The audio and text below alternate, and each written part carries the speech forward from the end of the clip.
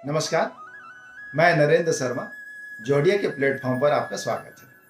साथियों, पिछले वीडियो में मैंने मंगल के बारे में एवं कुंडली के अलग अलग भाव में उसकी स्थिति का क्या प्रभाव पड़ता है, इसके बारे में डिटेल में चर्चा की थी। आज के इस वीडियो में हम बात करने वाले हैं मांगलिक दोष की। इस दोष पर भी अलग अलग मत हैं और डिफरेंट एरिया में ओपिनियन भी बटी हुई है।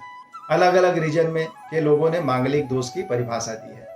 नॉर्थ इंडिया की यदि हम बात करें तो बताया जाएगा कि यदि आपके first house, fourth house, seventh house, eighth house या 12th हाउस में से किसी में भी मंगल विराजमान है तो आप मांगलिक हैं।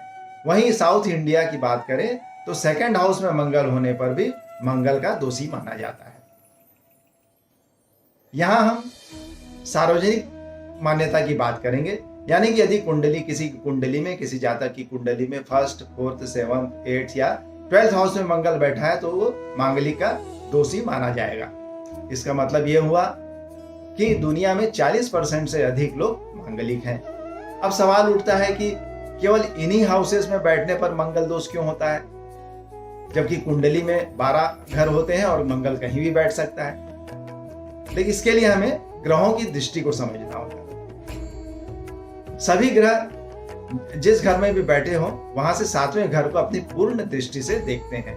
ये सभी ग्रहों का गुण होता है। लेकिन कुछ ग्रह ऐसे होते हैं जिनको विशेष दृष्टि भी मिली हुई होती है। उसी में मंगल भी एक ग्रह है जिसे 7th के अलावा 4th और 8th दृष्टि भी मिली हुई है। यानी कि मंगल जिस घर में बैठेंगे वहां से वो 4थे घर को, 7वें घर को और 8वें घर को पूर्ण दृष्टि से देखेंगे। अब देखते हैं कि यदि मंगल फर्स्ट हाउस में बैठे हों तो क्या होगा। तो मंगल की जो 7वीं दृष्टि है वो 7वें घर में पड़ेगी, जो कि विवाह का घर है या जीवन साथी का घर है। उसी प्रकार यदि मंगल 4th हाउस में बैठे हैं तो उनकी 4थी दृष्टि फिर से 7वें घर में पड़ेगी, जो कि शादी का घर है। मंगल यदि 7th हाउस में बैठा है तो डायरेक्टली 7th हाउस में ही इफेक्ट करता है। उसके अलावा अगर मंगल 12वीं हाउस में बैठे हैं तो उनकी 8वीं दृष्टि फिर से 7वें घर में पड़ेगी, जो कि मैरिज का है। इस प्रकार क्योंकि सारी दृष्टि मैरिज हाउस में पड़ रही है, इसलिए मंगल की इस पोजीशन को ही कंसीडर किया गया है, जो कि आपकी शादी पर डायरेक्ट इफेक्ट डालती है। क्योंकि मंगल एनर्जी है, मंगल कॉन्फ्लिक्ट है, तो आपकी एनर्जी जाएगी और कॉन्फ्लिक्ट होगा ही। अब बात करते हैं कि कॉन्फ्लिक्ट कहां पे होगा।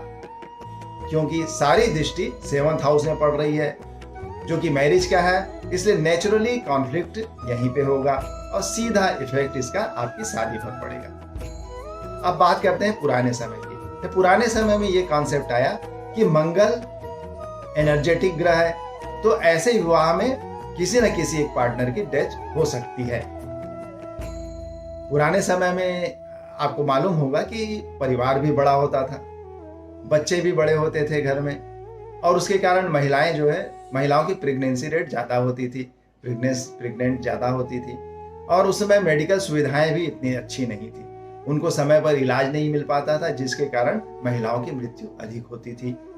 इससे ये भ्रांति बन गई कि मांगलिक दोष होने के कारण ये डेथ हो गई। लेकिन क्या आज के कॉन्सेप्ट में ये एप्लीकेबल है? हम कहेंगे कि बिल्कुल नहीं।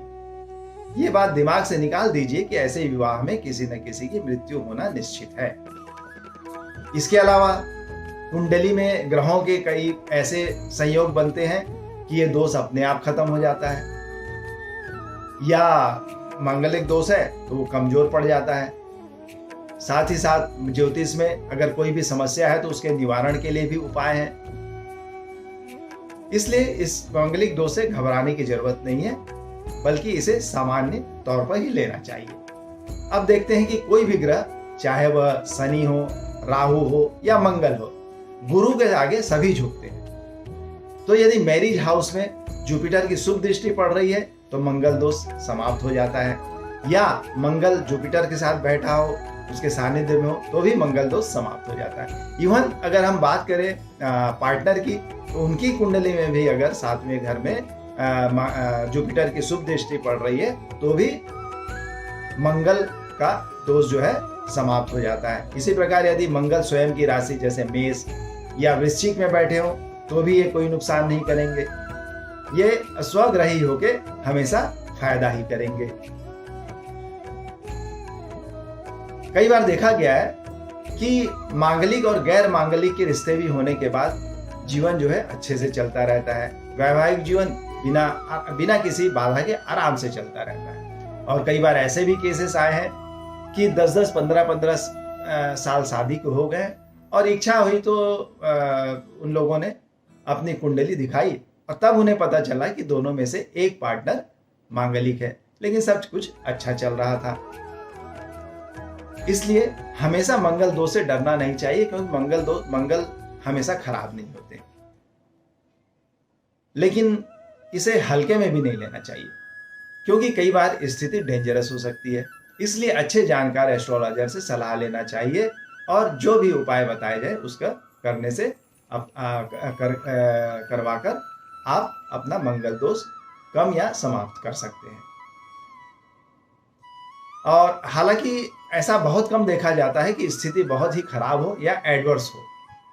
तो ये तो हुई मंगल दोष की बात। इसके अलावा इन हाउसेस में मंगल के बैठने से कई बार पॉजिटिव इफेक्ट मिलता है, उसके अच्छे फल भी मिलते हैं। इसके बारे में मैंने पिछले वीडियो में बात भी की थी। तो ये था मांगलिक दोष से रिलेटेड डिफरेंट ओपिनियंस और इसके अच्छे और बुरे प्रभाव। मुझे विश्वास है कि आपने मेरी बातों को सुना होगा और इससे सहमत भी होंगे। आज की वीडियो में बस हम इतनी ही बात करेंगे और फिर नए टॉपिक को लेकर अगले वीडियो में फिर आएंगे। आपसे गुजारिश है कि आप जोडियाक के प्लेटफॉर्म में बने रहें और हमारे वीडियो देखते रहें। आज की वीडियो देखने के लिए आपका बहुत बहुत आभार। धन्यवाद।